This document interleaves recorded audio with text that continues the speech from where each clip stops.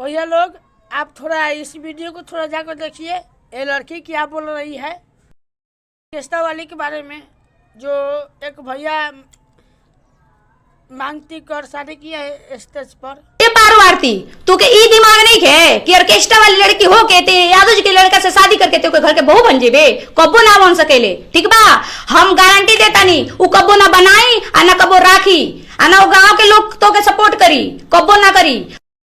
का कहता रे कि ना रखी, तुहार ई भूल है। जब ना रखी तो बियाह करे से पहले, मांग टीके से पहले ओकरा सोचे के चाहिए।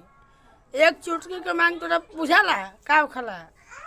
जब एक चुटकी मांग भरा जाए ना तो 7 जन्म तक बंधन में बंधा जाला, बुझाइल। ओकरा रखे के पड़ी आ ना रखी ओकरा तो बाप रखी, बाप बुझाइल। तू का गिनती में बड़े समझियो।